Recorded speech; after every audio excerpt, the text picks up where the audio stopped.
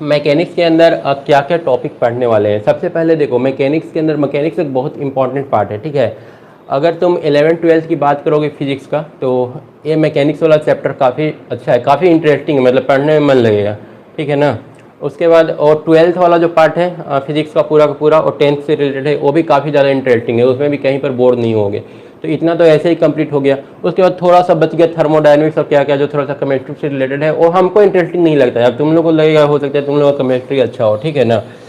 तो कुल मिला करके अगर देखा जाए तो टफ नहीं है फिजिक्स, आसानी से कवर हो जाएगा, ख़त्म हो जाएगा, और हम लोग उसमें अच्छा मार्क्स लेकर के चले आएंगे।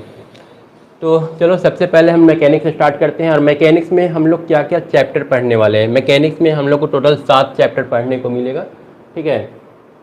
तो मैकेनिक्स में हम लोग सबसे पहले काइनेमेटिक्स पढ़ेंगे, ठीक है। काइनेमेटिक्स में क्या पढ़ना होगा, वो जो 9th वाला था, v बराबर u plus a t, s बराबर u t plus half a t square, वही जो फार्मूला था उसी से रिलेटेड क्वेश्चन सॉल्व करेंगे। एवरेज वेलोसिटी क्या होता है, एवरेज स्पीड क्या होता है, ये सारा सीखेंगे। 1 डायमेंशनल मोशन क्या होता है, 2 डायमेंशनल मोशन क्या होता है, जो लगभग तुम लोग पढ़ करके आए हो 9th से, ठीक है। 9th या 10th में तुम लोगों ने वो पढ़ करके रखा है।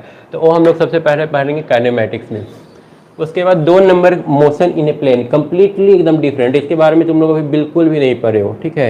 ये एक तरह से प्रोजेक्टाइल से रिलेटेड होता है। जैसे किसी बॉडी को अगर हम लोग फेंक रहे हैं तो 30 डिग्री एंगल में फेंकेंगे तो कितना दूर जाकर गिरेगा, कितना हाइट होगा उसका, ठीक है ना। कुछ इस तरह से मान लो कि कोई पत्थर है, यहाँ से तुम फेंका, तो अगर मान लो यहाँ पर 30 डिग्री पर फेंकते हो तो कितना हाइट जाएगा, कितना दूर गिरेगा, इसका रेंज कितना होगा, कितना देर तक ये हवा में रहेगा। इस टाइप के क्वेश्चन का आंसर हम लोग को कहाँ मिलेगा, वो मिलेगा मोशन इन प्लेन में, ठीक है। कम्प्लीटली डिफरेंट, इस टाइप का तुम लोग 9th-10th में अभी नहीं पढ़े हो। उसके बाद थर्ड पढ़ेंगे law of motion. Law of motion तुम लोग पढ़ चुके हो 9th-10th में। लॉ ऑफ मोशन में वही आता है, न्यूटन का तीन law, first law, second law, third law, ठीक है। तो ये तुम लोग को आइडिया है, बेसिक आइडिया है इसके बारे में। और हम लोग यहाँ पर थोड़ा सा डीपली पढ़ेंगे। डीपली क्या पढ़ेंगे, मतलब न्यूमेरिकल सॉल्व करेंगे। 9th में न्यूमेरिकल नहीं था, अभी हम लोग इस पर न्यूमेरिकल सॉल्व करेंगे। 9th में था लेकिन वो बहुत बेसिक था, उस टाइप का नहीं पूछा जाता है क्वेश्चन कहीं पर। उसके बाद work energy power. Work energy power I think ICSE वालों ने तो अच्छा से पढ़ा होगा, ठीक है, 9th-10th में। हालांकि फिर भी वो लोग उतना ज़्यादा मतलब न्यूमेरिकल सॉल्व नहीं किए थे। अभी हम लोग 11 में काफ़ी ज़्यादा न्यूमेरिकल सॉल्व करने वाले हैं वर्क एनर्जी पावर में। और इसके बाद रोटेशनल डायनेमिक्स। रोटेशनल डायनेमिक्स तुम लोग बिल्कुल कोई भी बोर्ड वाले अभी तक नहीं पढ़े हो, ठीक है। यहाँ पर हम लोग पढ़ेंगे अगर कोई बॉडी रोटेट कर रहा है, ठीक है, तो रोटेट कर रहा है तो उस केस में उसका टॉर्क कितना होगा, ठीक है, उसका एंगुलर स्पीड क्या होगा, एंगुलर वेलोसिटी क्या होगा, उस टाइप से रिलेटेड क्वेश्चन यहाँ पर हम लोग रोटेशनल डायनेमिक्स में हम लोग को पढ़ने के लिए मिलेगा। जैसे कि मान लो यहाँ पर है, इस टाइप का बॉडी है, ठीक है, यहाँ पर एक रोलिंग बॉडी रख दी है। अब ये नीचे गिरेगा, नीचे गिरने में कितना समय लगेगा, किस स्पीड से वो नीचे जाएगा, उसका काइनेटिक एनर्जी कितना होगा, टोटल एनर्जी कितना होगा, तो वो सारा हम लोग पढ़ने वाले हैं रोटेशनल डायनेमिक्स। मतलब कि यहाँ पर जो भी पढ़ेंगे रोटेटिंग ऑब्जेक्ट होगा, वो घूम रहा होगा, ठीक है। यहाँ पर लॉ ऑफ मोशन वाला में क्या होता था, वो घूमता नहीं था, वो स्लाइड करता था। दोनों में यही फ़र्क है, यहाँ पर स्लाइड करता था, यहाँ एक घूमते हुए नीचे जाएगा। और उसके स्पीड के बारे में पढ़ेंगे, इसमें इसके स्पीड के बारे में पढ़ते थे।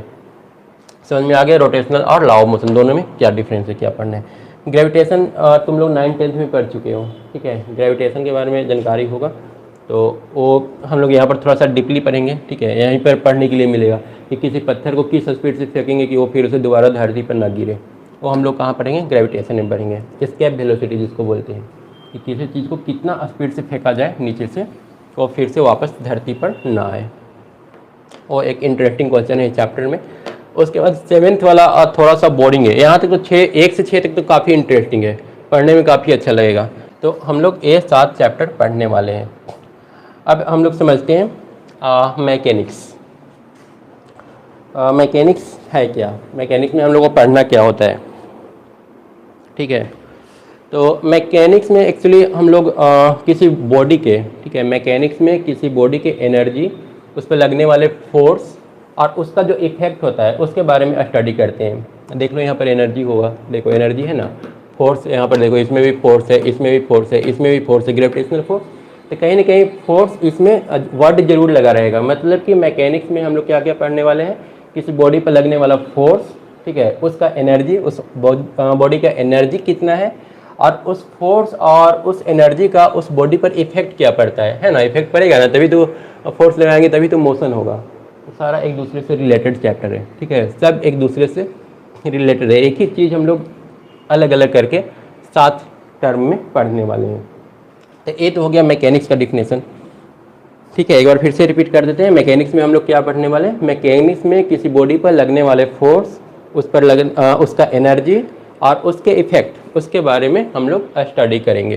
तो ये मैकेनिक्स का डिफिनेशन कहीं लिखने के लिए आएगा नहीं, तो लिखना ज़रूरी नहीं है, बस समझना है। अब मैकेनिक्स को भी 3 पार्ट में बांटा गया है, एक स्टैटिक्स यहाँ पर लिखा हुआ है, एक स्टैटिक्स, दूसरा काइनेमेटिक्स और तीसरा डायनेमिक्स, है ना, यहाँ पर काइनेमेटिक्स लिखा हुआ भी है, इसको हम लोग डीपली पढ़ेंगे भी। इन तीनों में फ़र्क क्या है, स्टैटिक्स का डिफिनेशन क्या है, काइनेमेटिक्स का डिफिनेशन क्या है और डायनेमिक्स का डिफिनेशन क्या है। देखो डायनेमिक्स भी इधर कहीं पर लिखा हुआ होगा, रोटेशनल डायनेमिक्स। तो क्या फ़र्क है इन तीनों में। तो स्टैटिक्स का मतलब होता है कोई ऑब्जेक्ट रेस्ट में है और उसके मोशन के बारे में हम लोग स्टडी कर रहे हैं। अब रेस्ट में है तो मोशन में फिर कैसे होगा। देखो रेस्ट में कहने का मतलब अगर उसमें कोई एक्सेलरेशन नहीं है, ठीक है, जैसे कोई बॉडी है, ये हमारा एक बॉडी है, ये जा रहा है इधर 5 किलोमीटर पर आवर, ठीक है। अब इसका स्पीड न घट रहा है न बढ़ रहा है, इधर से 5 न्यूटन लगा दो फोर्स और 5 न्यूटन लगा दो नीचे से, ठीक है। तो ऊपर और नीचे 5-5 न्यूटन लगा दिए तो नेट फोर्स तो अभी भी 0 है, इसके मोशन में कोई इफेक्ट पड़ेगा, कोई इफेक्ट नहीं पड़ेगा, ये अभी भी 5 किलोमीटर पर आवर के स्पीड से ही जाएगा। तो जब हम लोग किसी ऐसे ऑब्जेक्ट के बारे में स्टडी कर रहे होते हैं जिस पर नेट फोर्स 0 हो, ठीक है, वो ऑब्जेक्ट या तो रुका हुआ होगा या फिर चल रहा होगा किसी एक समान वेलोसिटी से, तो उसको हम लोग स्टैटिक्स के अंदर रखेंगे। इसका भी डिफिनेशन कहीं लिखने के लिए नहीं आएगा, बस समझने के लिए, ठीक है। स्टैटिक्स में किसी भी बॉडी पर नेट फोर्स 0 होता है, तो हम लोग क्या करेंगे, यहाँ पर स्टैटिक्स लिखेंगे, ब्रैकेट में कर लेंगे नेट फोर्स 0, मतलब कि स्टैटिक्स में हम लोग ऐसे बॉडी के मोशन के बारे में स्टडी करेंगे जिस पर नेट फोर्स 0 लग रहा होगा। अब उसके बाद काइनेमेटिक्स, देखो काइनेमेटिक्स पढ़ना है, सबसे पहले हम लोग काइनेमेटिक्स से शुरू करेंगे। तो एक काइनेमेटिक्स स्टैटिक्स से किस तरह से डिफरेंट है, तो देखो ये हमारा जो काइनेमेटिक्स है ना, उसमें हम लोग किसी बॉडी के सिर्फ मोशन के बारे में स्टडी करते हैं, उसमें एक्सेलरेशन हो सकता है। अब जैसे स्टैटिक्स वाला में कोई एक्सेलरेशन नहीं था, फोर्स ही नहीं है, तो फिर एक्सेलरेशन कहाँ से होगा। फोर्स पावर फार्मूला हम लोग क्या पढ़े हैं, ए में। अब जब फोर्स ए भी 0 है तो ए तो 0 हो ही जाएगा, ठीक है। लेकिन जब हम लोग काइनेमेटिक्स पढ़ते हैं ना, तो वहाँ पर उसमें एक्सेलरेशन हो सकता है, ठीक है, उसमें फोर्स लग सकता है, उसमें एक्सेलरेशन हो सकता है, लेकिन कितना फोर्स लग रहा है उसको हम लोग कंसीडर नहीं करते हैं। जैसे मान लो कि हम लोग फार्मूला लगाते हैं, कोई बॉडी चल रहा है, ठीक है, कोई बॉडी है चल रहा है, इसका दे दिया कि इनिशियल वेलोसिटी 5 मीटर पर सेकेंड है, टाइम है 5 सेकेंड। अब बताओ कि इसका एक्सेलरेशन मान लो कि 3 मीटर पर सेकेंड स्क्वायर है। अब बताओ ये कितना दूर जा कर के रुक जाएगा, ठीक है, कितना डिस्टेंस तय करेगा, कितना डिस्टेंस कवर करेगा। तो देखो डिस्टेंस कितना कवर करेगा, क्यों कवर करेगा, ये यहाँ पर हम लोग बिल्कुल पूछ ही नहीं रहे हैं क्यों कवर करेगा, बस कितना कवर करेगा। तो जो भी एक्सटर्नल काउज होता है, मोशन का जो भी काउज है, उसको हम लोग यहाँ पर कंसीडर नहीं करेंगे। जब हम लोग काइनेमेटिक्स पढ़ेंगे ना, तो सिर्फ ये बोलेंगे कि ऑब्जेक्ट मूव कर रहा है, कितना मीटर पर सेकेंड से स्पीड से मूव कर रहा है, ये भी बोलेंगे, एक्सेलरेशन कितना है ये भी बोलेंगे, कितना टाइम में मूव किया ये भी बोलेंगे, लेकिन क्यों मूव किया ये नहीं बोलेंगे। वो कहाँ पर बोलेंगे, वो बोलेंगे हम लोग लॉ ऑफ मोशन में, जहाँ पर फोर्स चैप्टर आ जाता है। लॉ ऑफ मोशन जहाँ पर जब हम लोग पढ़ेंगे ना, तो वहाँ पर बात करेंगे फोर्स का, और वहाँ पर बोलेंगे कि इतना न्यूटन फोर्स लगाने की वजह से ये ऑब्जेक्ट जो है 5 मीटर पर सेकेंड के स्पीड से मूव कर रहा है, ठीक है। तो बताओ कि ये कितना दूरी तय करेगा। मतलब इसमें हमारा फोर्स इन्वॉल्व नहीं होगा, इसमें फोर्स इन्वॉल्व होगा जो कि रीजन है ऑब्जेक्ट के मूवमेंट का। समझ में आया, क्लियर हुआ। तो हम लोग अभी तक 2 चीज़ पढ़े, एक स्टैटिक्स और एक काइनेमेटिक्स। स्टैटिक्स में हम लोग ने क्या पढ़ा, स्टैटिक्स में हम लोग पढ़ा कि बॉडी मूव करता है लेकिन उसमें एक्सेलरेशन बिल्कुल भी नहीं होता है, उसमें कोई फोर्स नहीं लगता है, या तो रुका हुआ होता है या सेम स्पीड से मूव कर रहा होता है। काइनेमेटिक्स में क्या पढ़े, काइनेमेटिक्स में हम लोग पढ़े कि ऑब्जेक्ट में एक्सेलरेशन रहेगा, लेकिन एक्सेलरेशन क्यों रहेगा उसके बारे में हम लोग स्टडी नहीं करेंगे। अब लास्ट हम लोग पढ़ने वाले हैं डायनेमिक्स, ठीक है, डायनेमिक्स। तो डायनेमिक्स में हम लोग क्या करेंगे, डायनेमिक्स में हम लोग कंसीडर करेंगे, डायनेमिक्स में हम लोग बॉडी के मूवमेंट क्यों हो रहा है, बॉडी में अगर मोशन है तो क्यों है, वो हम लोग कंसीडर करेंगे। तो ये हमारा आ जाएगा डायनेमिक्स के अंदर। लॉ ऑफ मोशन आ जाएगा सारा डायनेमिक्स के अंदर। मतलब जहाँ भी हम लोग कंसिडर कर रहे हैं कि मोशन हो रहा है और मोशन की वजह फोर्स है या फिर टॉर्क है, तो वहाँ पर हम लोग बोलेंगे कि वो हमारा क्वेश्चन कहाँ से पूछा है, डायनेमिक्स से पूछा है। ठीक है। अब हालांकि ये सब क्वेश्चन कहीं पर आता नहीं है, बोर्ड में ये सब नहीं पूछेगा कि बोलो स्टैटिक्स क्या है, डायनेमिक्स क्या है, काइनेमेटिक्स क्या है, बट समझने के लिए हम लोग जानकारी के लिए जान लिए। तो तुम लोग ब्रैकेट में लिख लेना, मैकेनिक्स को 3 पार्ट में बांटना, स्टैटिक्स, काइनेमेटिक्स और डायनेमिक्स। स्टैटिक्स में लिख देना नेट फोर्स 0, मोशन होगा लेकिन नेट फोर्स 0 होगा। काइनेमेटिक्स में लिख देना मोशन होगा लेकिन मोशन का जो रीजन है उसको हम लोग कंसीडर नहीं करेंगे, तो लिख देना no consider cause of motion. Dynamics में लिख देना कि मोशन होगा और मोशन का जो रीजन होगा उसको भी हम लोग कंसीडर करेंगे। तो शॉर्ट में लिख लेना है बस समझने के लिए, कहीं पर वो पूछेगा नहीं। चलो अब उसके बाद हम लोग स्टार्ट करेंगे काइनेमेटिक्स। ठीक है, ये टोटल 7 चैप्टर हम लोगों को ख़त्म करना है और साथ में जो सबसे पहला चैप्टर है काइनेमेटिक्स वो आज हम लोग शुरू करेंगे।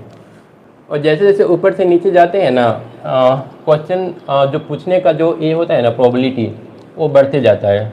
काइनेमेटिक्स से सबसे कम पूछेगा, मोशन इन प्लेन थोड़ा पूछने का चांस ज़्यादा रहता है, फिर लॉ ऑफ मोशन और ज़्यादा चांस रहता है। जैसे जैसे नीचे आएंगे रोटेशनल मोशन में आएंगे ना, वहाँ पर बहुत ज़्यादा चांस रहता है कि वो लोग अच्छा खासा क्वेश्चन पूछ दे, क्योंकि ये रोटेशनल से जब वो लोग क्वेश्चन पूछता है ना तो उन लोग को जानकारी हो जाता है कि ये लोग ऊपर का भी 4-5 चैप्टर जो है ना वो पढ़ करके रखा है। क्योंकि जब हम लोग रोटेशनल डायनेमिक्स जब पढ़ते हैं तो वहाँ पर ऊपर के सारा चैप्टर का यूज होता है। ठीक है, मतलब कि जैसे जैसे आगे हम लोग बढ़ेंगे ना थोड़ा सा चैप्टर जो है डिफिकल्ट होता जाएगा, लेकिन कोई दिक्कत नहीं है अगर बेसिक ठीक ठाक रहेगा। स्टार्टिंग में अगर तुम ठीक से करते जा रहे हो, इसलिए ज़रूरी होता है, न्यूमेरिकल के बिना कंसेप्ट क्लियर नहीं होता है। कम से कम हर चैप्टर से 50-60 न्यूमेरिकल तो बनाओ ही, कम से कम एससी वर्मा तो कंप्लीट करके चलो ही। काइनेमेटिक्स शुरू करने से पहले थोड़ा सा एक बता देते हैं जो इम्पॉर्टेंट है, frame of reference. Frame of reference, actually frame of reference से भी कहीं पर डायरेक्ट क्वेश्चन नहीं आता है, कहीं पर किसी बोर्ड एग्जाम में भी नहीं पूछेगा कि बताओ फ्रेम ऑफ रेफरेंस क्या है। ठीक है, एक कभी कभी जब न्यूमेरिकल सोल्व करते हैं ना तो वहाँ पर थोड़ा सा डिफाइन करना पड़ता है, बताना पड़ता है कि चलो ये फ्रेम ऑफ रेफरेंस है। तो एक बार समझ लेते हैं कि फ्रेम ऑफ रेफरेंस होता क्या है।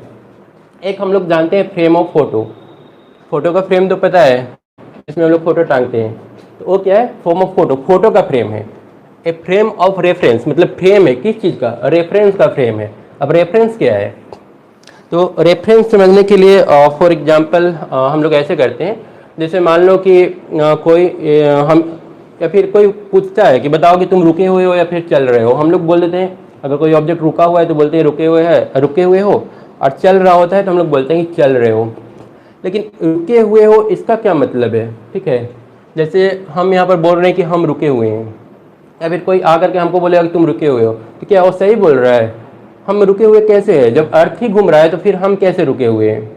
ठीक है, जब कोई आदमी हमको आकर के बोल रहा है कि तुम रुके हुए हो तो वो गलत बोल रहा है, क्योंकि जब अर्थ ही घूम रहा है तो हम तो रुके हुए हो ही नहीं सकते, हम तो अर्थ के साथ घूम रहे हैं। तो एक्चुअली जब वो बोलता है ना कि रुके हुए हो, तो वो ब्रैकेट में उसका रहता है कि तुम उस घर के रेस्पेक्ट में रुके हुए हो, इस बोर्ड के रेस्पेक्ट में रुके हुए हो। ठीक है, वो ब्रैकेट वाला और नहीं बोलता है, ठीक है, वो बोलता है रुके हुए हो, लेकिन उसके ब्रैकेट में रहता है कि घर के रेस्पेक्ट में, घर के रेस्पेक्ट में। यही तुम्हारा जो घर हुआ ना, यही रेफरेंस है। किसके रेस्पेक्ट में रुके हुए हैं? घर के रेस्पेक्ट में रुके हुए हैं, यही हमारा रेफरेंस है। और हमारा जो आदमी है वो फ्रेम है और उसका रेफरेंस कौन सा है? वो घर। तो यही होता है फ्रेम ऑफ रेफरेंस। और फ्रेम ऑफ रेफरेंस दो टाइप का होता है, ठीक है, फ्रेम ऑफ रेफरेंस दो टाइप का होता है, एक हो जाएगा इनर्शियल फ्रेम ऑफ रेफरेंस और दूसरा हो जाएगा non inertial frame of reference. ठीक है, रेस्ट और मोशन, रेस्ट और मोशन भी जब हम लोग डिफाइन करते हैं ना तो वहाँ पर लिखना पड़ता है। जब कोई पूछता है ना कि बताओ मोशन का डिफिनेशन क्या होगा, तो वहाँ पर हम लोग लिखते हैं कि जब कोई बॉडी मतलब अपना पोजीशन चेंज कर रहा होता है इन रेस्पेक्ट ऑफ, कुछ वहाँ पर ब्रैकेट में देते हैं कि वहाँ पर जो भी कोई वस्तु है उसके रेस्पेक्ट में, ठीक है, सामने में जो कोई भी वस्तु है उसके रेस्पेक्ट में अगर वो अपना पोजीशन चेंज कर रहा है तभी हम बोल देंगे कि वो मोशन में, नहीं तो ऐसे तो हर दुनिया का हर एक चीज़ मोशन में ही है। ठीक है, तो वही होता है फ्रेम ऑफ रेफरेंस। किसी चीज़ का रेफरेंस देना पड़ता है कि तुम इसके रेस्पेक्ट में चल रहे हो या फिर रुके हुए हो। तो हम लोग फ्रेम ऑफ रेफरेंस को दो पार्ट में डिवाइड करेंगे। एक हो जाएगा inertial frame of reference, inertial frame of reference, और दूसरा हो जाएगा non inertial frame of reference. अब इन दोनों में क्या फ़र्क है? फ्रेम ऑफ रेफरेंस,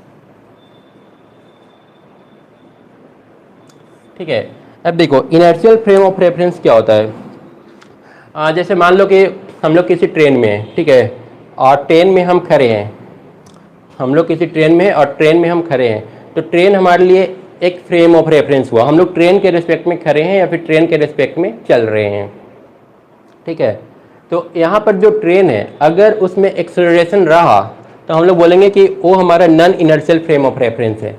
और अगर ट्रेन रुका हुआ है या फिर ट्रेन में एक्सेलरेशन बिल्कुल जीरो है, जैसे 5 किलोमीटर पर आवर की स्पीड से ट्रेन चल रहा है, ट्रेन हमारा है उसका वेलोसिटी फिक्स्ड है 5 किलोमीटर पर आवर, ठीक है, और हम इस ट्रेन में खड़े हैं, ठीक है। तो ये जो ट्रेन हमारा हुआ वो इनर्शियल फ्रेम ऑफ रेफरेंस हुआ। इनर्शियल फ्रेम ऑफ रेफरेंस क्यों बोल रहे हैं? क्योंकि ट्रेन में कोई एक्सेलरेशन नहीं है, ट्रेन का स्पीड एकदम फिक्स्ड है। या फिर एक और केस लेते हैं, ट्रेन मान लो रुका हुआ है, हम उस ट्रेन में खड़े हैं, तो कोई आदमी हमको क्या बोलेगा? हमको बोलेगा कि तुम रुके हुए हो, तो हम पूछेंगे किसके रिस्पेक्ट में, तो वो बोलेगा ट्रेन के रिस्पेक्ट में। तो यहाँ पर ट्रेन हमारा क्या होगा? Inertial frame of reference. अब एक और दूसरा कंडीशन लेते हैं। ट्रेन का स्पीड मान लो अभी 5 किलोमीटर पर आवर है और ट्रेन के अंदर एक्सीलरेशन है 2 मीटर पर सेकेंड स्क्वायर। एक्सीलरेशन का मतलब क्या हुआ? ट्रेन भाग रहा है तेजी से, उसका स्पीड बढ़ता जा रहा है, ठीक है, और हम उस ट्रेन में खड़े हैं। तो कोई आदमी बोलेगा कि तुम ट्रेन में खड़े हो, तो हम पूछेंगे किसके रिस्पेक्ट में खड़े हैं, तो वो बोलेगा कि ट्रेन के रिस्पेक्ट में खड़े हो। तो यहाँ पर जो ट्रेन है ना वो हमारा इनर्शियल फ्रेम नहीं होगा, नॉन इनर्शियल फ्रेम होगा। क्यों? क्योंकि इसमें एक्सेलरेशन आ गया, ठीक है ना। तो इनर्शियल फ्रेम मतलब कि वैसा वस्तु जिसके अंदर एक्सेलरेशन नहीं है और उसके साथ हम अपना मोशन को कंपेयर कर रहे हैं। और नॉन इनर्शियल फ्रेम मतलब कि वैसा वस्तु जिसके पास एक्सेलरेशन है और उसके रेस्पेक्ट में हम अपना मोशन जो है उसको कंपेयर कर रहे हैं, ठीक है। समझ में आ गया? तो इनर्शियल फ्रेम ऑफ रेफरेंस क्या हो जाएगा? इनर्शियल फ्रेम ऑफ रेफरेंस हो जाएगा ऐसा frame of reference, inertial frame of reference एक ऐसा फ्रेम ऑफ रेफरेंस है जो या तो रुका हुआ है या जिसका वेलोसिटी कांस्टेंट है। इनर्शियल हो गया। Non inertial frame of reference ऐसा फ्रेम ऑफ रेफरेंस हो जाएगा जिसके अंदर एक्सेलरेशन है। क्लियर? समझ में आ गया? अब ये सारा कुछ बेसिक था। चलो अब हम लोग क्या क्या पढ़ने वाले हैं आगे काइनेमेटिक्स के अंदर। अभी आगे हम लोग पढ़ेंगे 1 dimensional motion, 1 dimensional motion, 2 dimensional motion, 3 dimensional motion. T यहाँ पर 2 के लिए, यहाँ पर टी 3 के लिए। और क्या पढ़ेंगे? वेक्टर और स्केलर पढ़ लेंगे, वेक्टर और स्केलर। और क्या पढ़ेंगे? वेलोसिटी पढ़ेंगे, ए वेक्टर के लिए यूज हुआ है, वेलोसिटी पढ़ेंगे। और स्पीड पढ़ेंगे। वेलोसिटी और स्पीड दो डिफरेंट चीज़ें हैं और लेक्चर में समझ में आएगा। स्पीड पढ़ेंगे और ठीक है, वेलोसिटी और स्पीड हो गया। इसके अलावा यूनिफॉर्म वेलोसिटी, यूनिफॉर्म वेलोसिटी या यूनिफॉर्म स्पीड कर लेते हैं, दोनों पढ़ना है। यूनिफॉर्म वेलोसिटी भी पढ़ना है, यूनिफॉर्म स्पीड भी पढ़ना है। इसके अलावा नॉन यूनिफॉर्म वेलोसिटी या फिर स्पीड, ये पढ़ेंगे। इसके अलावा और क्या पढ़ेंगे? एवरेज वेलोसिटी या फिर स्पीड, एवरेज वेलोसिटी या स्पीड पढ़ेंगे। इसके अलावा क्या पढ़ने वाले हैं? एवरेज इंस्टेंटेनियस वेलोसिटी या फिर स्पीड, ठीक है। इसके अलावा क्या पढ़ेंगे? एक्सेलरेशन पढ़ेंगे, ठीक है। एक्सेलरेशन भी यूनिफॉर्म एक्सेलरेशन और नॉन यूनिफॉर्म एक्सेलरेशन होगा। तो ये सारा जो है ना, ये सारा का सारा हम लाइव नहीं कराएंगे, ये सारा का सारा ऑलरेडी इसका वीडियो बना हुआ है, इसको हम अपलोड कर देंगे, ठीक है। तो पहला पार्ट में हम लोग का बेसिक हो जाएगा, सेकंड पार्ट में हम लोग का ये सारा पोर्शन कंप्लीट हो जाएगा, और जब थर्ड वीडियो लाइव लेकर के आएंगे ना, उसमें हम लोग इससे रिलेटेड कुछ न्यूमेरिकल सॉल्व करेंगे, ठीक है। और फिर इस तरह से हम लोग का ये चैप्टर आगे बढ़ेगा। इसके बाद हम लोग वेक्टर, पहले तो स्केलर देखेंगे, वेक्टर देखेंगे जो आपके कौन सा बुक में है। रेस्ट एंड मोशन देखेंगे, ठीक है। रेस्ट एंड मोशन हम लोग को देखना है 3rd नंबर पर। रेस्ट क्या है, मोशन क्या है। क्या कोई ऑब्जेक्ट रेस्ट में है यूनिवर्स में? आप सोचिएगा, अभी अभी तो हम बताएंगे आगे चल के। अभी ये सोच करके रखना है तुम लोगों की क्या कोई दुनिया में कोई वैसा वस्तु है जो रुका हुआ है, बिल्कुल रेस्ट में है। फोर्थ है 1, 2 और 3 डायमेंशनल मोशन। यहाँ पर 2 और 3 डायमेंशन का हम थोड़ा सा एग्जांपल बताएंगे। क्यों बताएंगे? क्योंकि 2 और 3 डायमेंशनल बताएंगे तो 1 डायमेंशनल और भी ज़्यादा क्लियर हो जाएगा, फिर आप इसे ठीक से एग्जाम में लिख पाओगे। डिस्टेंस एंड डिस्प्लेसमेंट पढ़ेंगे, दोनों में फ़र्क क्या है। डिस्टेंस और डिस्प्लेसमेंट ऐसे तो हमको लगता है कि मैक्सिमम स्टूडेंट को पता ही होगा, लेकिन हम थोड़ा सा ठीक से देखेंगे इसको, इससे न्यूमेरिकल किस तरह से सॉल्व करना है और दोनों में डिफरेंस क्या है डिस्टेंस और डिस्प्लेसमेंट में, इस पर एक दो न्यूमेरिकल भी कर लेंगे। फिर देखेंगे स्पीड और वेलोसिटी, जैसे डिस्टेंस डिस्प्लेसमेंट है उसी तरह से स्पीड और वेलोसिटी, ठीक है, और दोनों में थोड़ा सा फर्क है। यूनिफॉर्म स्पीड देखेंगे, नॉन यूनिफॉर्म स्पीड देखेंगे, इंस्टेंटेनियस स्पीड देखेंगे और एवरेज स्पीड देखेंगे। वेलोसिटी में भी same, uniform, non uniform, instantaneous और एवरेज। उसके बाद देखेंगे हम लोग क्या, एक्सेलरेशन। एक्सेलरेशन क्या होता है? एक्सेलरेशन का अगर आइडिया होगा तो सोच करके रखना, किसी को आइडिया है तो कमेंट बॉक्स में भी लिख देना, ठीक है, इसका काम क्या होता है एक्सेलरेशन का। चलो अब चलते हैं, सबसे पहले आते हैं स्केलर में। तो देखो कोई भी दुनिया में जितनी भी वस्तुएं हैं उसको रिप्रेजेंट करने के लिए वो या तो स्केलर है या फिर वेक्टर है, ठीक है। अगर उसको रिप्रेजेंट करना है तो कैसे, जैसे मान लो कि हम लोग चावल ले रहे हैं, ठीक है, तो चावल कोई पूछेगा कितना केजी है, ठीक है ना, तो कितना केजी है, 5 केजी, 6 केजी। यहाँ पर दो टर्म आ रहा है, एक तो न्यूमेरिकल वैल्यू आ रहा है, 5 6 क्या है न्यूमेरिकल वैल्यू आ रहा है, 1 केजी यूनिट आ रहा है, ठीक है। और एक इस तरह से भी होता है क्वेश्चन कि वो कहाँ जा रहा है, जैसे राम है या श्याम है, राम कहाँ जा रहा है, तो हम लोग बोलते हैं राम नॉर्थ साइड में जा रहा है, ठीक है, या फिर 5 मीटर गया है नॉर्थ साइड में गया है। तो यहाँ पर 3 चीज़ की ज़रूरत पड़ रहा है, 5 मीटर नॉर्थ, 5 क्या हो गया मैग्नीट्यूड, नॉर्थ क्या हो गया डायरेक्शन, और मीटर क्या हो गया यूनिट। तो ये दोनों दो डिफरेंट चीज़ है, ठीक है। जब हम लोग स्केलर की बात करते हैं तो स्केलर वो क्वांटिटी होता है जिसमें सिर्फ और सिर्फ मैग्नीट्यूड होता है।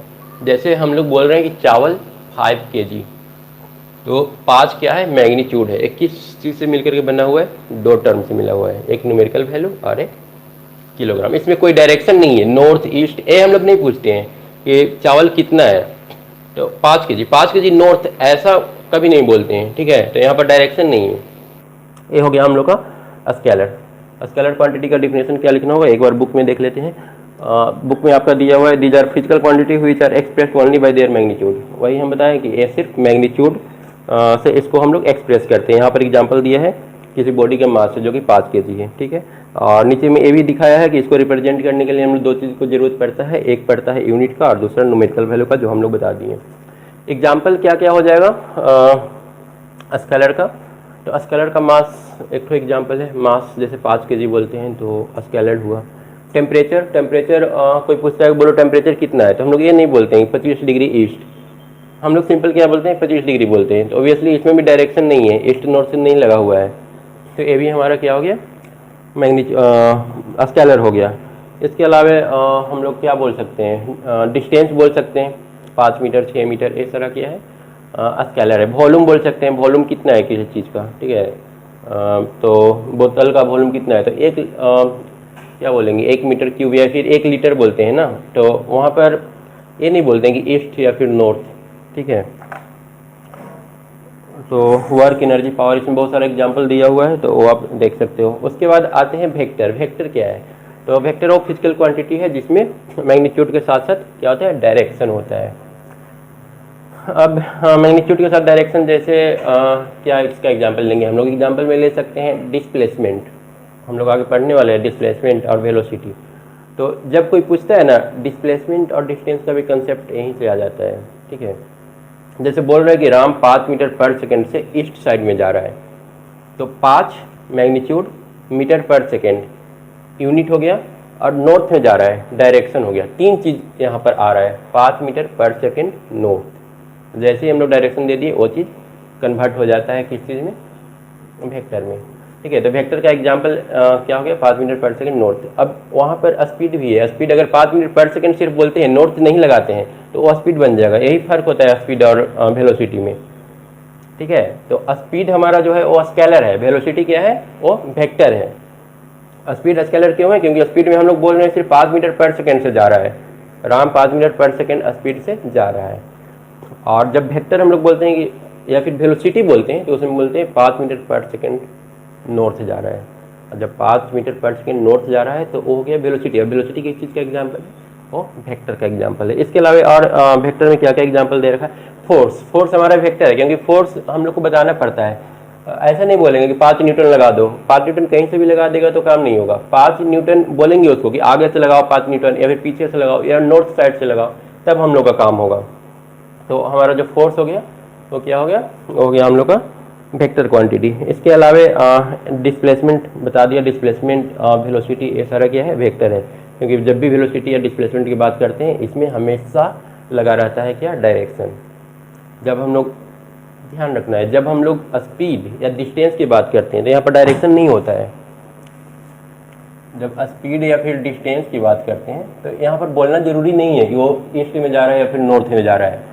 लेकिन जब हम लोग वेलोसिटी या फिर डिस्प्लेसमेंट की बात करते हैं तो यहाँ पर बोलना जरूरी हो जाता है कि ऑब्जेक्ट किस डायरेक्शन में जा रहा है। इसलिए ये वाला जो है ना स्केलर है, यहाँ पर हम लोग डायरेक्शन नहीं लगा रहे हैं, डायरेक्शन नहीं है। यहाँ पर हम लोग डायरेक्शन लगाएंगे और तब ये हो जाएगा वेक्टर। तो समझ में आया? कुल मिला के बस यही समझना है। ये हाँ, अब एक बार दोनों में ठीक ठाक से देख लेते हैं क्या क्या डिफरेंस है। अगर एक बार डिफरेंस देख ले तो पूरी तरह से ये समझ में आ जाएगा। एक बार वेक्टर और स्केलर में हम लोग डिफरेंस देख लेते हैं क्या क्या है। वेक्टर स्केलर, तो वेक्टर में हम लोग क्या बोले? वेक्टर में बोले 5 मीटर पर सेकेंड नॉर्थ, और यहाँ पर क्या बोलेंगे? 5 मीटर पर सेकेंड। तो यहाँ पर ये जो लग गया, यहाँ पर 3 चीज़ है, 1 2 3। न्यूमेरिकल वैल्यू, उसके बाद यूनिट, ये न्यूमेरिकल वैल्यू हो गया, यूनिट हो गया, और ये डायरेक्शन हो गया। यहाँ पर क्या है? न्यूमेरिकल वैल्यू, यूनिट, 2 चीज़। वेक्टर में 3 चीज़, न्यूमेरिकल में 2 चीज़। और जब हम लोग 2 चीज़ बोल रहे हैं ना तो इसको स्पीड बोलेंगे। हो गया स्पीड, और एक क्या हो गया? वेलोसिटी। ठीक है, तो पहला इसमें 3 चीज़ मिलकर के बना होता है हमारा जो वेक्टर होता है, और जो स्केलर होता है वो 2 चीज़ मिलकर के बना होता है। तो यहाँ पर इतना सही दिख रहा है, इसमें डायरेक्शन है, इसमें डायरेक्शन नहीं है। इसके अलावे और हम लोग क्या बोल सकते हैं? यहाँ से ही हम लोग का सारा कंसेप्ट क्लियर हो जा रहा है। ठीक है, इसके अलावे हमारे बुक में कुछ और एग्जाम्पल दे रखा है, वो हम लोग एक बार देख लेते हैं क्या क्या इसमें दे रखा है। एग्जाम्पल के तौर पर यहाँ पर हमने बोला था फोर्स। फोर्स में भी तो डायरेक्शन दिख ही जाएगा। इसका और एग्जाम्पल क्या है? फोर्स, क्योंकि फोर्स में बताना पड़ता है 5 न्यूटन नॉर्थ या फिर ईस्ट। ठीक है, इसके अलावा एक्सेलरेशन, वो भी हमारा क्या है? वेक्टर है। पर इसके अलावा डिस्प्लेसमेंट, डिस्प्लेसमेंट में हम लोग को बोलना पड़ता है 5 मीटर एक्स डायरेक्शन में। 5 मीटर एक्स डायरेक्शन में। एक्स डायरेक्शन क्या है? अगर हम लोग कोऑर्डिनेट एक्सिस बनाए तो इसको एक्स डायरेक्शन बोलते हैं, इसको वाई डायरेक्शन बोलते हैं। जब बोलते हैं कोई बॉडी इस डायरेक्शन में जा रहा है और वो 5 मीटर या 10 मीटर गया है, एकदम स्पेसिफिकेशन दे करके कि इस डायरेक्शन में गया है, 5 मीटर गया है, तो इसको हम लोग बोलेंगे वो क्या है? डिस्प्लेसमेंट है। डिस्प्लेसमेंट हमेशा क्या होता है? शॉर्टेस्ट पाथ होता है, एकदम शॉर्टेस्ट, एकदम बिल्कुल सीधा लाइन। जब सीधा लाइन है तो उसमें कोई ना कोई डायरेक्शन है, और जब डायरेक्शन है तो उसको क्या बोलेंगे? वेक्टर बोलेंगे। अब हमारे बुक में देख लेते हैं क्या क्या डिफरेंस यहाँ पर दे रखा है। यहाँ पर शायद कोई डिफरेंस नहीं दिया है। ठीक है, कोई डिफरेंस नहीं दिया हुआ है। अगर हम लोग को एग्जाम में लिखने के लिए आ जाता है कि बताओ वेक्टर और स्केलर में क्या डिफरेंस है, तो ऐसे नहीं लिखना होगा। अगर एग्जाम में लिखने के लिए आता है तो हम लोग कुछ इस टाइप से लिखेंगे। It has only magnitude, it has only it has magnitude with direction. इसमें क्या लिखना पड़ेगा? It has only magnitude, only magnitude. Second क्या लिखेंगे? इसका एग्जाम्पल लिखेंगे हम लोग फोर्स, एक्सीलरेशन, वेलोसिटी, डिस्प्लेसमेंट। इसका क्या लिखेंगे? वर्क,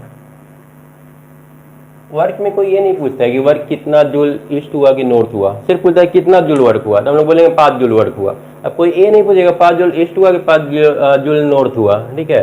तो वर्क एक बार बस क्वेश्चन कर लेना कि नॉर्थ साउथ लगा के देख लेना कि उसका मतलब ठीक से बन रहा है कि नहीं, वहीं से समझ में आ जाएगा कि वेक्टर का स्केलर है।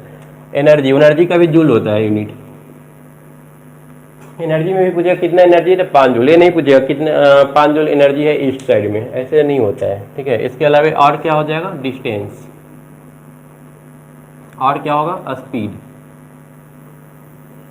तो ये सारा टेम्परेचर, टेम्परेचर, वॉल्यूम, ये सारा क्या है, ये सारा का सारा स्केलर क्वांटिटी है। अब एक चीज़ और वेक्टर को समझने के लिए हम लोग थोड़ा सा एक यूनिट वेक्टर को समझ लेते हैं। वेक्टर को कैसे हम लोग दिखाएंगे, तो वेक्टर को एक्चुअली हम लोग एक एरो साइन से दिखाते हैं, ठीक है। जैसे हम यहाँ पर लिख रहे हैं वेक्टर ए, इसका मतलब हुआ मॉड 5 मीटर, इसको मॉड, मॉड मतलब कि मैग्नीट्यूड, और ए हमारा क्या है, मीटर है। तो ये एक वेक्टर को रिप्रेजेंट कर रहा है, एक ऐसा वेक्टर है जिसका मैग्नीट्यूड 5 मीटर है। जैसे बोलेंगे ना कि कितना डिस्टेंस कवर किया, तो हम लोग बोलेंगे 5 मीटर डिस्टेंस कवर किया, तो वही 5 यहाँ पर है और ए मीटर। अब डिस्टेंस को ठीक है हम एक जगह डी लिख देते हैं तो ज़्यादा अच्छा होगा समझने में, ठीक है। ए हो गया डिस्टेंस।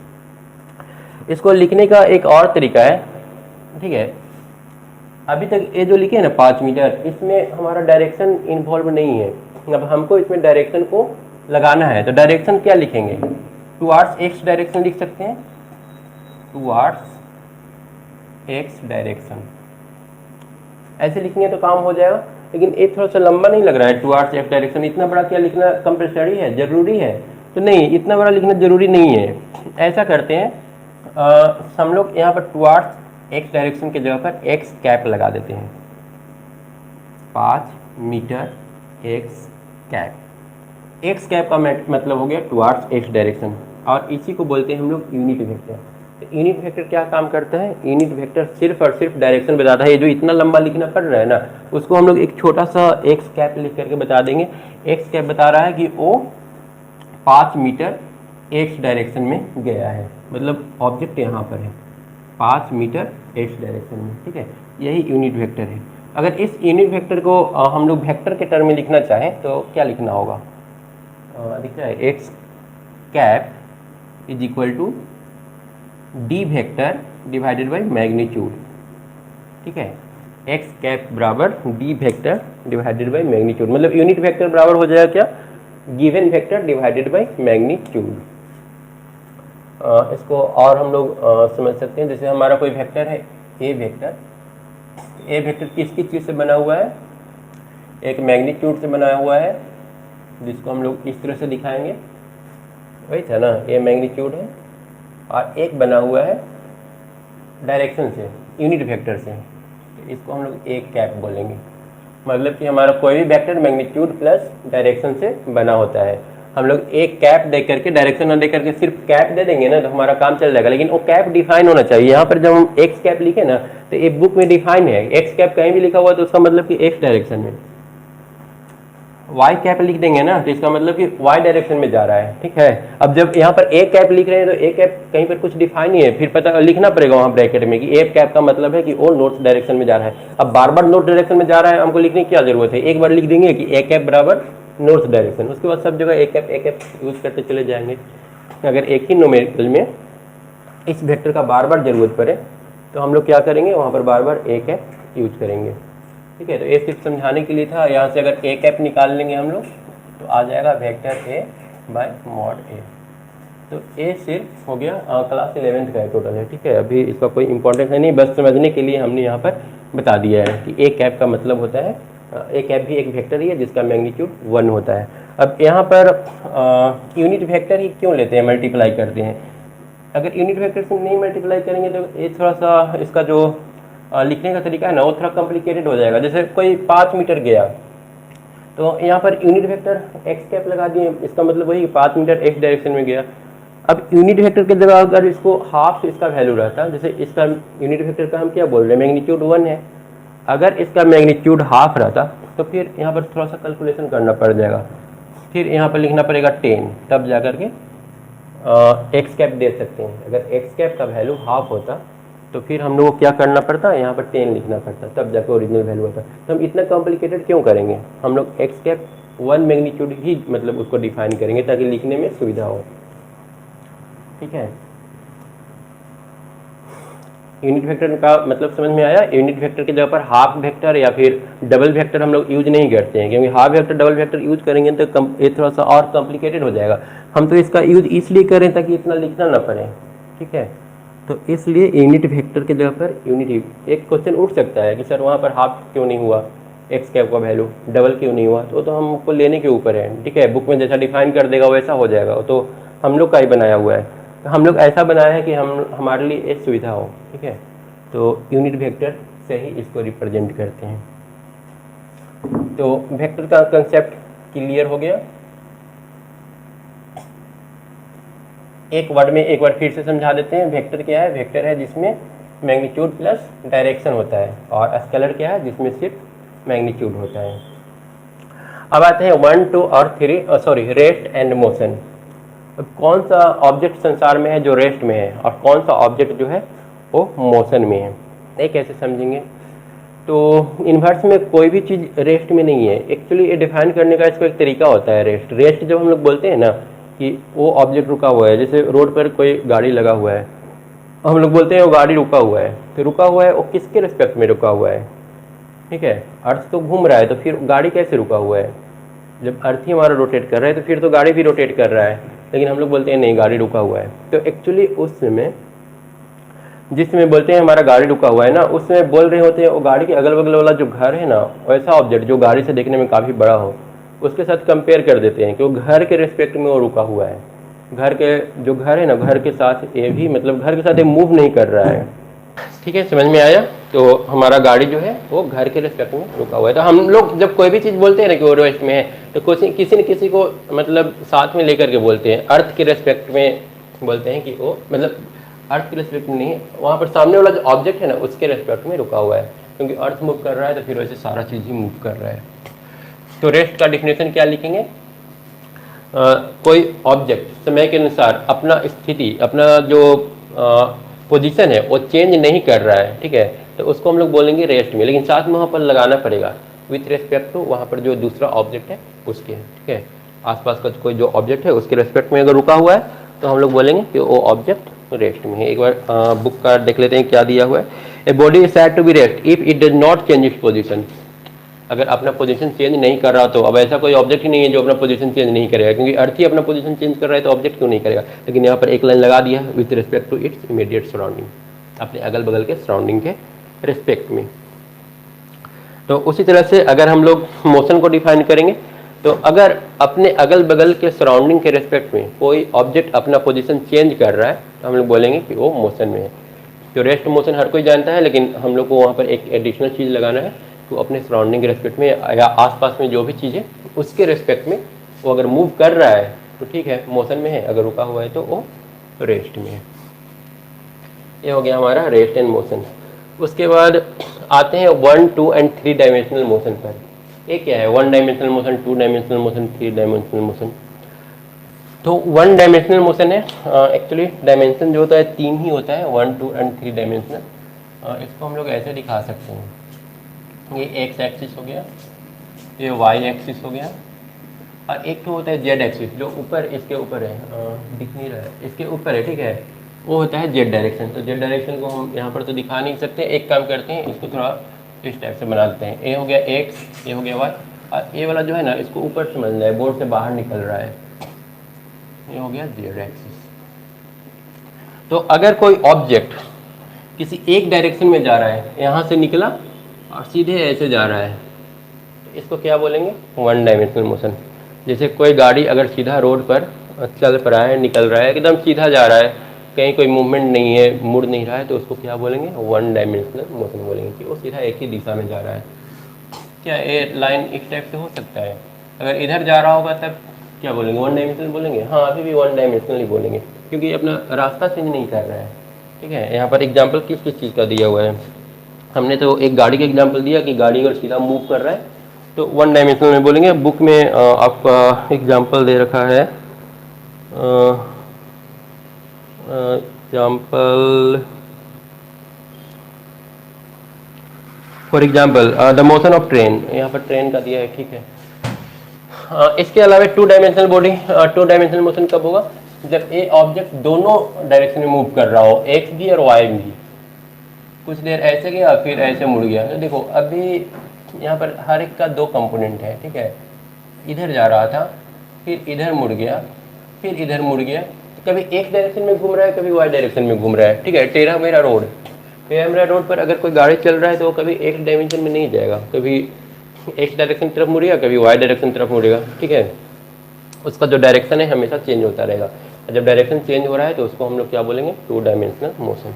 तो जितना भी रोड है कोई भी परफेक्ट बिल्कुल सीधा नहीं होता है, और जब भी होता है तो दो डायरेक्शन में ही होता है, हमेशा अपना जो रास्ता है बदलते रहता है। उसके बाद थ्री डायमेंशनल कब होगा, तो थ्री डायमेंशनल होगा जब इस तरह से तो मुड़ ही रहा है, ठीक है। ये मतलब ऊपर नीचे तो जा ही रहा है, इसके अलावा जो रोड है ना वो मतलब ऊपर नीचे मतलब राइट लेफ्ट मुड़ा हुआ है ही, साथ में वो एक प्लेन में नहीं है, ऊपर नीचे ऐसे करके है, ठीक है। कहीं पर ऊंचा है कहीं नीचा है। तो फिर जैसे इसमें लो, ये वाला एकदम एक प्लेन हुआ, इसमें अगर बॉडी जा रहा है तो हम लोग बोलेंगे टू डायमेंशनल।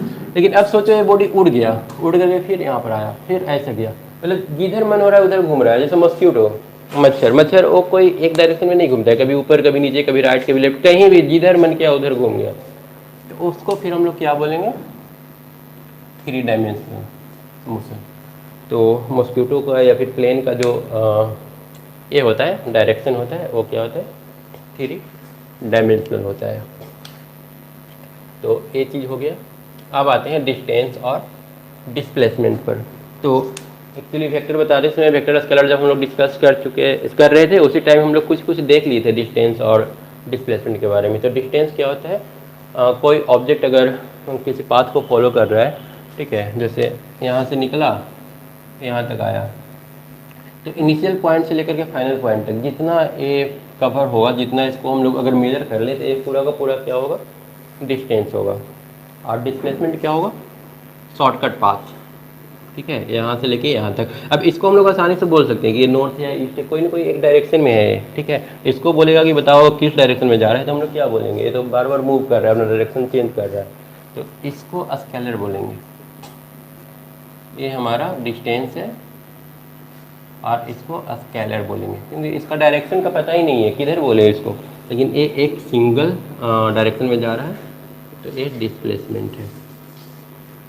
तो total path covered by object is called distance, और shortcut path covered by a body is called displacement. ये जो शॉर्टकट पाथ होगा इसी को हम लोग डिस्प्लेसमेंट बोलेंगे।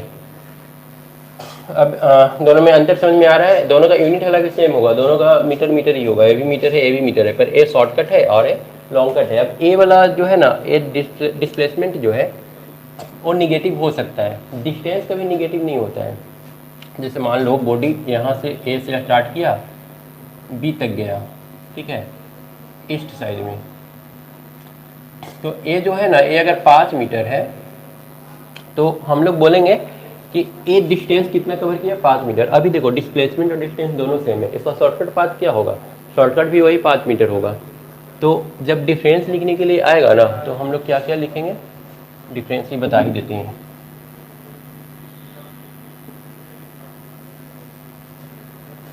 डिस्टेंस क्या होगा, डिस्टेंस और डिस्प्लेसमेंट। पहला, डिस्टेंस और डिस्प्लेसमेंट कैन बी इक्वल, या फिर ये एक साथ ऐसे कर देते हैं, डिस्टेंस जो हमारा होगा ना वो या तो बड़ा होगा या फिर बराबर भी हो सकता है डिस्प्लेसमेंट से। हम लोग जो अभी कर्व बनाए थे वो कर्व कुछ इस टाइप से था, ये डिस्प्लेसमेंट था, ये डिस्टेंस था। अब यहाँ पर जो है डिस्प्लेसमेंट वो छोटा है, मतलब डिस्टेंस क्या है, बड़ा है, तो हम लोग वही लिखे हैं डिस्टेंस ग्रेटर देन डिस्प्लेसमेंट। और सेकेंड चीज, ये वाला जो है इस केस में डिस्टेंस और डिस्प्लेसमेंट इक्वल है, तो हम लोग लिखेंगे डिस्टेंस इज ग्रेटर देन और इक्वल टू डिस्प्लेसमेंट। उसके बाद हमारा जो डिस्प्लेसमेंट है वो निगेटिव भी हो सकता है। डिस्प्लेसमेंट को हम लोग लिख सकते हैं 5 मीटर, ये 5 मीटर ईस्ट है ना, हम लोग लिख सकते हैं -5 मीटर वेस्ट।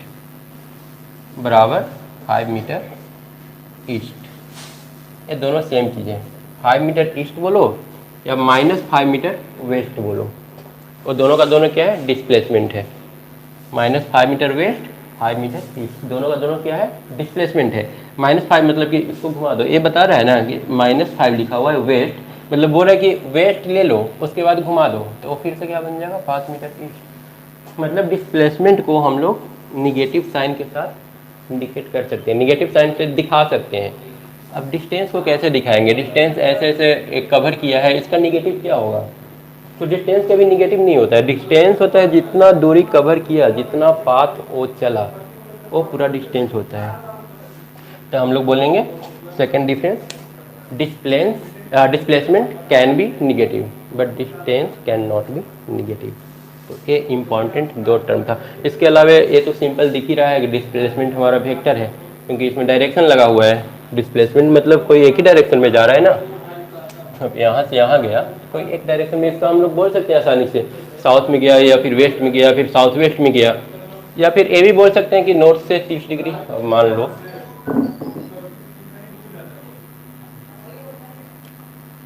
लो अब तुम ये बोलोगे ना कि ठीक है, हम बोल रहे हैं ईस्ट गया वेस्ट गया, ठीक है, मान लेते हैं इसको ईस्ट और वेस्ट।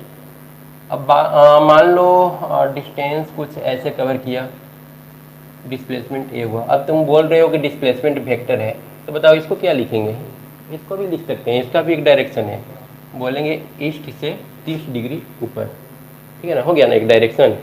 तो इसका मतलब कि डिस्प्लेसमेंट चाहे किसी भी डायरेक्शन में हो, और बस अगर एक डायरेक्शन में है तो हम लोग बोल देंगे कि वो क्या है, एक तरह का डिस्प्लेसमेंट है। अब इसको बोलना है तो हम लोग 30 डिग्री यहाँ पर बोल देंगे, ठीक है। ठीक है अमरनाथ, वो देख लेंगे नेक्स्ट वीडियो में।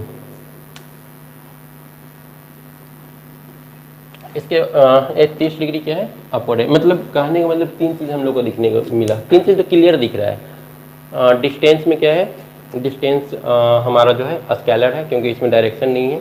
डिस्प्लेसमेंट हमारा वेक्टर है। डिस्टेंस हमारा दूसरा डिफरेंस, डिस्टेंस हमारा जो होगा या तो इक्वल होगा या फिर बड़ा होगा डिस्प्लेसमेंट से। हम लोग दो फिगर ड्रॉ करके उसे समझ चुके हैं। उसके बाद तीसरा चीज़ क्या देखे थे, डिस्प्लेसमेंट निगेटिव हो सकता है, डिस्टेंस निगेटिव नहीं हो सकता। इसके अलावा आप बुक में देख लेते हैं और आपके बुक में क्या दिया है। पहला चीज़ दिया है it is the length of the path, ठीक है, वो तो डिफिनेशन लिख दिया डिस्टेंस का, सही है। इट इज़ स्केलर क्वांटिटी, हमने बोला ये डिस्टेंस हमारा स्केलर क्वांटिटी है।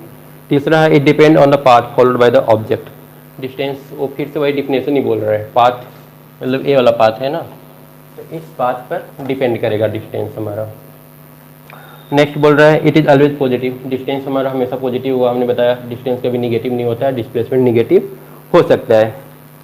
इट कैन मोर देन और equal to magnitude of displacement, हमने ये भी बता दिया कि मैग्नीट्यूड इक्वल हो सकता है या फिर ज़्यादा हो सकता है डिस्टेंस का। छठा दिया है it may not be zero even if displacement, हाँ डिस्प्लेसमेंट जीरो हो सकता है, एक को आप एक्स्ट्रा नोट कर सकते हैं, डिस्प्लेसमेंट जीरो हो सकता है, डिस्टेंस जीरो हमारा नहीं होता है। एक कैसे, हाँ मान लो ऑब्जेक्ट यहाँ से चलना शुरू किया, ठीक है,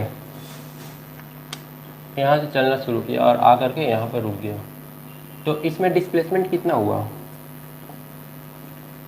डिस्प्लेसमेंट हो गया जीरो, क्योंकि इनिशियल माइनस फाइनल, ये जो डिस्टेंस है वो कितना आ रहा है, जीरो आ रहा है, ठीक है। इन दोनों के बीच जो शॉर्टकट डिस्टेंस है कितना आ रहा है, जीरो आ रहा है। अब जब हम लोग बात करते हैं डिस्टेंस का, तो यहाँ पर डिस्टेंस कितना हो जाएगा, 2πr। तो अगर डिस्प्लेसमेंट जीरो है, ठीक है, तो उसमें एक कोई ज़रूरी नहीं है कि हमारा डिस्टेंस भी जीरो हो। लेकिन अगर डिस्प्लेसमेंट जीरो नहीं है, ठीक है, यहाँ पर हमारा डिस्प्लेसमेंट जीरो नहीं है, नॉट जीरो, तो डिस्टेंस कभी भी जीरो नहीं होगा। कहने का मतलब क्या समझ में आ रहा है, यहाँ समझ में यही आ रहा है कि डिस्टेंस होते हुए भी डिस्प्लेसमेंट जीरो हो सकता है, लेकिन डिस्प्लेसमेंट होते हुए डिस्टेंस कभी जीरो नहीं हो सकता। क्लियर है, अगर डिस्टेंस है तो भी डिस्प्लेसमेंट जीरो हो सकता है, लेकिन अगर डिस्प्लेसमेंट है नॉट जीरो, मतलब क्या, डिस्प्लेसमेंट है, कुछ ना कुछ है इसका वैल्यू, तो फिर डिस्टेंस जीरो नहीं हो सकता। अगर डिस्प्लेसमेंट है तो डिस्टेंस जीरो होने का कोई सवाल ही नहीं है। तो ये हो गया हम लोग का डिस्टेंस एंड डिस्प्लेसमेंट।